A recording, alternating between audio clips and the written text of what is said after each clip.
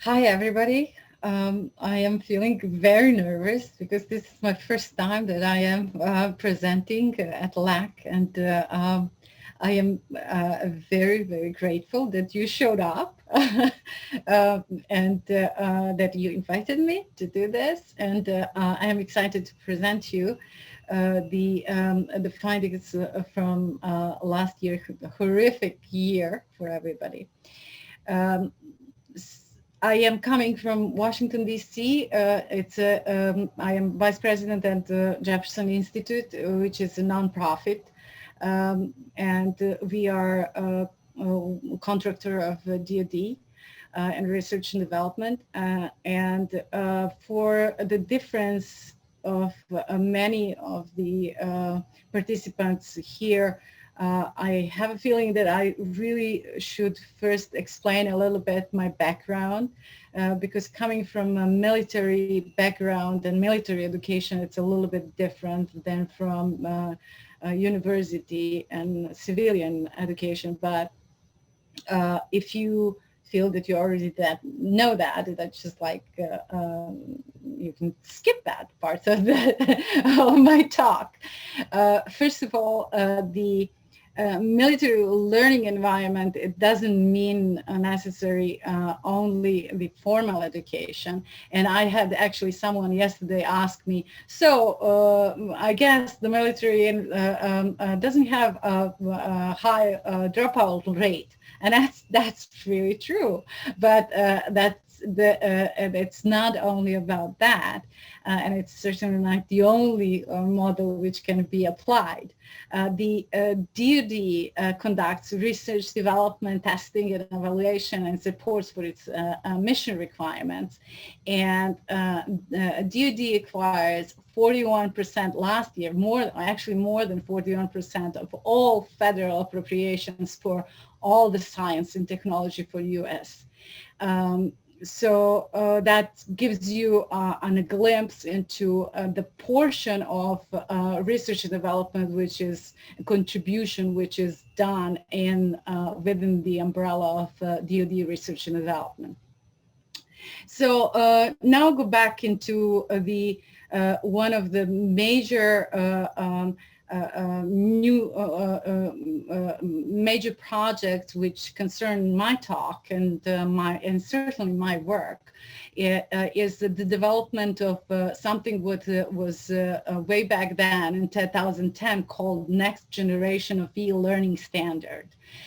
And it was initiated by DoD, and we had the broad agency announcement to develop something like that. And Restici software won that bid, and they started developing something what is in the beginning called Tin Can project, and the product Tin Can API.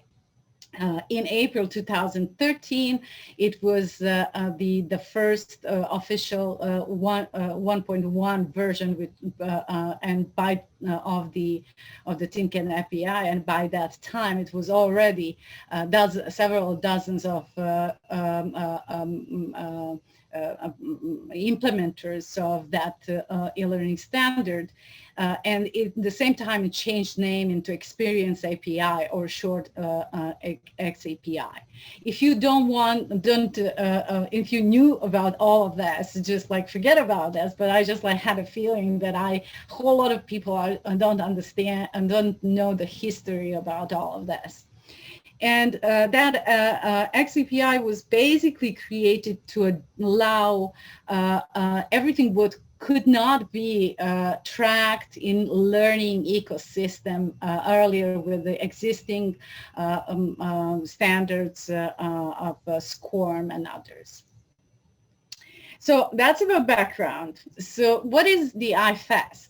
The iFest is one of the very few actually gathering of the people in this industry, which provides a kind of a unique opportunity for military, government, industry, and academia professionals dedicated to e-learning and training and simulation to get together and discuss about the issues and present what is going on, and get together also.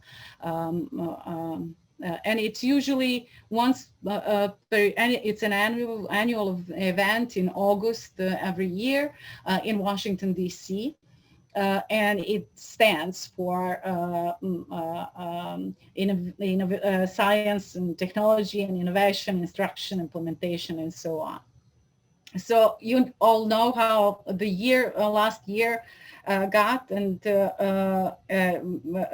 for the event like this, it is normal that there is about 30, maybe a little bit less, but about 30 organization and organizational committee, and that preparation for such a conference starts a year ahead of time. And in March, when everything shut down, they were still, actually, people will still believe that the conference will happen. And it was going on and off and off. By June, basically, it was clear that conference in-person gathering is not going to happen. And the National Training and Simulation Association, which is organizer of this conference, clearly said that they don't have the ability to support an online gathering. That's not what they would be able to do, and basically that gatherings should be canceled. And my husband was the chairman of the conference chairman for the first time, and you know, it happened on a year which is a pandemic year, and the conference is going to be canceled. It's a kind of a bummer. So what he was very much inspired by the LAC last year in Frankfurt, which actually didn't happen in Frankfurt, but happened online, and was following how that develops nicely and how people actually get together in a cyberspace instead.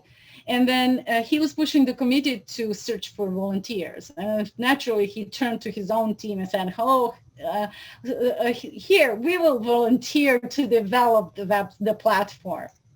And then ADL initiative of ADD volunteered to make the design. So that basically means custom design and custom development of the platform. And that was June, and the conference is in August. Here we are. I got I am leading my team, and when I say my team, I really think about, I have a couple of people who are working on me and on this. And a month ahead of me for, I got the design of the conference, and I just want you to notice there that having trouble logging in, contact Biljana Presnall. So no pressure there. I am just having here an opportunity to embarrass myself with the whole world of all of my colleagues and everyone around. So the conference basically announced everywhere that we are moving online, and that's what you're supposed to expect. And we started working on it very hard. So we decided to make a lemonade out of that. So we basically decided to look at this as an and a learning experience. And we talked to Defense Acquisition University, which issues continuous learning points for the government professionals for continuous learning. And we talked to them and we said, hey, what do you think how we can transform this e-learning conference into the learning experience, and what would be the conditions for the participants to gain some learning points. And so we came up to certain conditions for that, and we and in order to trace that, we decided to implement the xAPI throughout the conference web pages. And I show you that there was a lot of pages to implement. And of course, we made a ton of mistakes in such a short of time.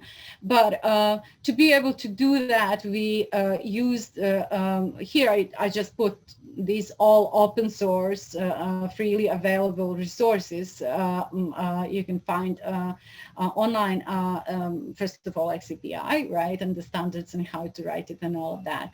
But then we used xAPI wrapper, and here on the left side, it's a pseudocode for how to use it. Basically, it's a JavaScript which helps communication, which basically manages communication in between the object and the LRS. And for the data, we'll use a learning locker, LRS, and then from there we can retrieve it, and we can we did a whole lot of reporting and everything else. So we were able to accomplish that for those 3 days and plus, because it turns out that the conference wanted to be open a little bit earlier for and then also a little bit after that as well. We gathered about almost 27,000 xAPI statements, which is actually not that much, considering that we had 450 registered users, and then we had some extra organizational committee and so on. And all of that should have given us actually more experiences and more statements, but it was a payoff for some mistakes which we did along the way. We did really, as I said, we really have a lot of tons of various pages, and in addition to live talks, we also had video pre-recorded a library of 50 presentations divided into several sections, and poster gallery discussion, exhibitors call with about, I think, 10 exhibitors. We had also book club and mix and matching, matching board, something with like exchange board and so on. So everything we had also 9 chat rooms. 8 chat rooms were dedicated for each of the topic areas, which topic areas like data supported learning, learning engineering, virtual reality, xAPI, and so on. And then just one general that the attendee lounge for everyone. Then how the people could see what we are doing behind the scene, there was a page which was dedicated to that, and where we it was a kudos page where we were which was changing according to data, where we were highlighted the most viewed on-demand presentation, and then we had most comments, active chats, and the ratings also, because all of the most rated presentation and so on, because the presentations had the reviews all around. And then we have a section which is addicted to iFest, which show the people who watched the most videos and so on. So this page was very popular. And we after that, when we go back and did all kinds of analysis, we actually figured out that this page was something that was seen after every 4.6 interaction on the platform. So people were curious generally to go back and see how we're doing and where I am, and so on. As I said before, we set out with Defense Acquisition University the conditions, which are actually not that hard, which were participation throughout the conference. So that means basically that you show up and all 3 days, and you saw at least 4 on-demand presenters video, and you chat around, or you just like give some contribution to that, and that would give you 9 continuous points. Unfortunately, there is only 92 participants which got the certificate. That means basically that automatically on their profile it will show up to download that certificate. And we got some people complaining, which I didn't get it, but the reason we know that the reason why that happened, like your conference, like a LAC conference actually has a possibility for us to join through the Zoom, not directly through the platform. It happens also to us. Some people joined live sessions directly on GoToTheMeeting platform, which they use, and so we couldn't count their participation. Or on the other hand, we also had a kind of a mistake on our side where we counted videos, and we said at least 4 videos that you watched 4 video presentations. And it turned out that a whole lot of people actually started video, then they finished it, and that is not basically any surprise, because we didn't, not we, but the organizer actually did not say didn't put the limit on the videos. So people had like 45 minutes long video, and of course it was it was not seen till the end, until something extraordinarily interesting was there. But basically that was also for us one of the lessons learned, and not only because of that, but because also that we did not utilize the full video profile. We didn't count the paused, searched, skipped. We didn't actually catch those very granular experiences, which we might have we might probably do it in a time. We couldn't do it in this time manner, but we can do it with the proper effort into how to do it, and we certainly planning to do it next time. The kind of a key lesson number 2, this was an overall positive experience, and you have to think about August last year. So August last year, there was not that many options for an online conferences, and it was still kind of a fresh for all of this change in the world. And on the how we know that it was a positive experience, but we actually did a whole lot of study later on that, and we did list sentiment analysis, and we did semantic features of the world, and we put together all of the comments and chats and discussions and everything, and we